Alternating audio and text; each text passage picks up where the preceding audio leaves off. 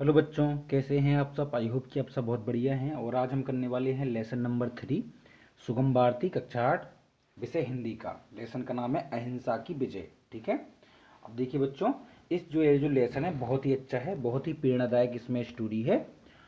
और यह जो लेसन है उसके रचयिता कौन है? उसके रचयिता है भगवत शरण उपाध्याय जी। ठीक है। इस वीडियो में हम देखेंगे इस पूरे लेसन के क्वेश्चन आंसर, भाषा अध्ययन। ठीक है। तो आइए शुरू करते हैं। इससे पहले मैंने इसके कंप्लीट लेसन करा दिए हैं, अगर आपने नहीं देखे तो प्लेलिस्ट पर जाकर आप जरूर देखें। प्लेलिस्ट की लिंक मैं डिस्क्रिप्शन में दे दूंगा। तो और टेलीग्राम से भी आप जुड़ सकते हैं, टेलीग्राम चैनल की लिंक मैं डिस्क्रिप्शन में वो भी दे दूंगा। देखिए इस पार्ट में जो है क्या बताया गया है मैं बताऊं आपको। तो हिंसा से हिंसा को किसी भी प्रकार समाप्त नहीं किया जा सकता। ठीक है। हिंसा मतलब लड़ाई झगड़ा इस तरह कुछ काम। हिंसा को तो अहिंसा से ही समाप्त किया जा सकता है। महात्मा बुद्ध ने अहिंसा या दया भाव के उपदेश द्वारा निर्दयी एवं अत्याचारी डाकू अंगुलीमाल को किस प्रकार हृदय परिवर्तन करके अपना शिष्य बना लिया और उसने हिंसा का मार्ग सदैव के लिए त्याग दिया, यही इस जो चैप्टर है उसमें बताया गया है। आइए बच्चों, इसके क्वेश्चन आंसर पर चलते हैं। तो सबसे पहले आपको सही जोड़ियां दी गई हैं। तो सही जोड़ी में आपसे कहा गया है मगध की राजधानी। तो इसकी मगध की राजधानी क्या थी? तो मगध की राजधानी थी आपकी राजगृह। ठीक है, राजगृह। तो आपको आ का दूसरे आप मिला देंगे। देखिए यहां से, तो मगध की राजधानी थी राजगृह। नेक्स्ट, कौशल की राजधानी। तो कौशल की राजधानी थी आपकी कौशल की राजधानी। तो कौशल की राजधानी थी आपकी श्रीवस्ती। ठीक है, ऊपर को उसको मिला देंगे, इसको इससे मिला देंगे। महात्मा बुद्ध का शिष्य कौन था? तो महात्मा बुद्ध का जो शिष्य था वह था प्रसेनजीत। ठीक है, तो इसको इस तरह, डाकू का नाम था अंगुलीमाल। ठीक है, तो इसको आप इस तरह से मिला सकते हैं। आइए अब चलते हैं हम नेक्स्ट क्वेश्चन पर। तो नेक्स्ट क्वेश्चन में आपसे कहा गया है दिए गए विकल्पों में से सही शब्द चुनकर रिक्त स्थान की पूर्ति करें। तो महात्मा बुद्ध ने डैश को धीरज बनाया। तो किसको धीरज बनाया? तो राजा को धीरज बनाया। ठीक है। अंगुलीमाल कैसा डाकू था? तो अंगुलीमाल एक भयंकर डाकू था। ठीक है। महात्मा बुद्ध ने अंगुलीमाल डाकू से क्या कहा? तो कैसे कहा? तो महात्मा बुद्ध ने तो प्रेम पूर्वक कहा। ठीक है, तो आप इन तीनों को मिला भर सकते हैं। नेक्स्ट है आपका अति लघुत्तरीय में प्रश्न में कहा गया है कि राजा प्रसेनजीत क्यों चिंतित थे। ठीक है, तो इसका सही आंसर हो जाएगा आपका, देखो यहाँ पे, कि राजा प्रसेनजीत डाकू अंगुलीमाल के अत्याचार से चिंतित थे। ठीक है, बहुत छोटा है, बिल्कुल इजी आंसर है आपका।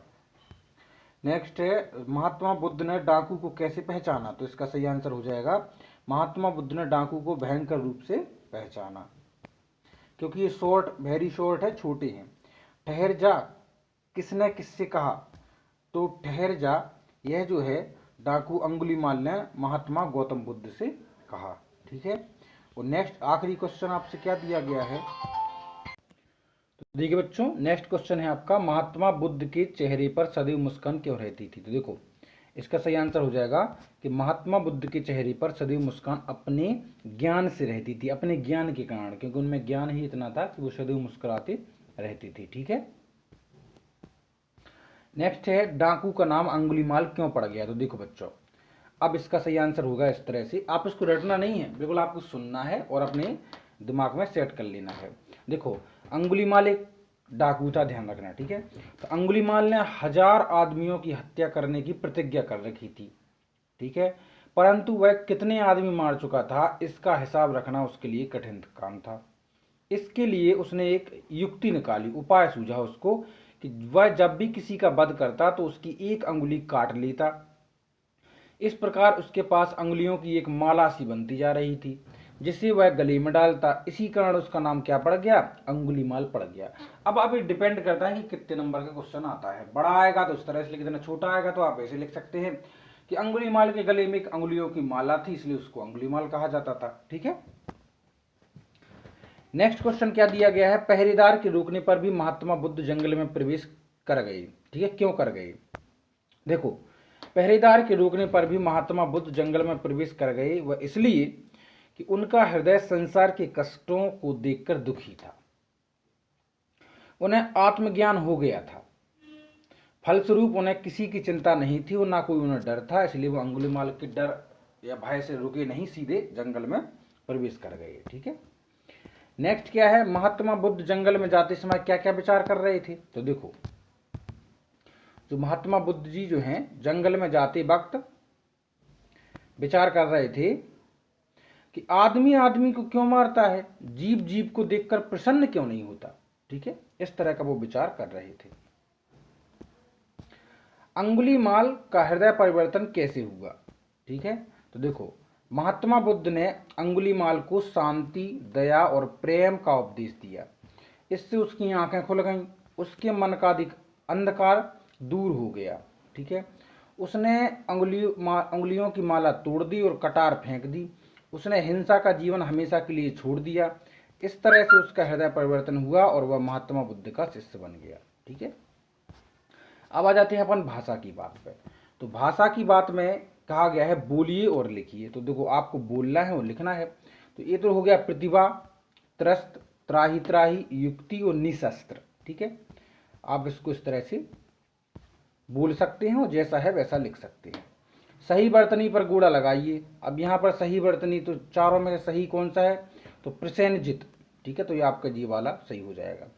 वर्तमान, तो आपका जी कौन सा, जी वाला सही हो जाएगा। ठीक है, इसमें दूसरा, इसमें पहला।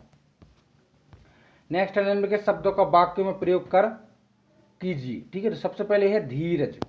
देखो, पहला है आपका धीरज, तो हमें विपत्ति में धीरज रखना चाहिए। दूसरा है सावधान, सावधान होकर पढ़ो। तीसरा है चीख पुकार, दुर्घटना में चीख पुकार होती है। फिर है चिंता, तो महंगाई ने गरीबों की चिंता बढ़ा दी।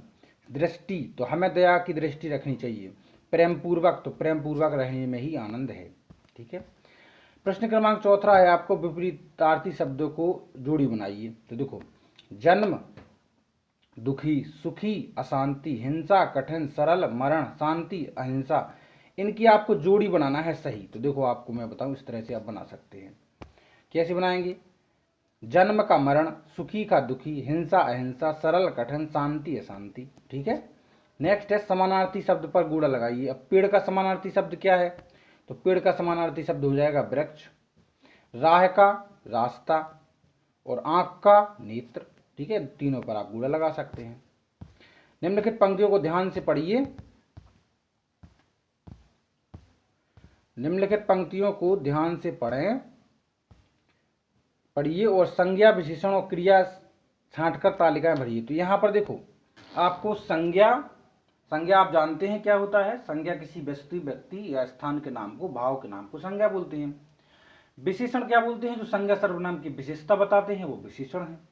तो यहाँ पर आप इन दोनों को ही आपको छांट कर लिखना है। क्रिया क्या होती है, क्रिया मतलब जो हम करते हैं, कर्ता के द्वारा जो काम किया जाता है वही क्रिया है। अब देखिए, इस ऊपर जो आपको दिए गए थे उसमें संज्ञा कौन कौन सी है, तो महात्मा बुद्ध किसी का नाम है, मूर्ति एक वस्तु है, कद शरीर चेहरा, आंखें बाल, मूछें भुजाएं ये नाम है शरीर के अंगों के, सीना हाथ कटार। ठीक है, वस्तु है कटार। नेक्स्ट क्या है, विशेषण धनी, कोई व्यक्ति धनी है यानी जो विशेषता है उस व्यक्ति की। विकराल मतलब खतरनाक, ऊंचा काला भयानक, बिखरी बड़ी मजबूत लंबी चौड़ी, ये सब क्या है, विशेषताएं हैं। क्रिया है रुक गई, रुकना, खड़ी हुई, खड़ा होना। ठीक है, तो इस तरह से आप इसको कंप्लीट कर सकते हैं। तो आई होप कि आपको क्लियर हो चुका होगा। वीडियो को लाइक करें, चैनल को सब्सक्राइब करें और शेयर करें अपने मित्रों को। टेक केयर बच्चों, नेक्स्ट वीडियो में जल्दी ही मिलते हैं, तब तक के लिए टेक केयर।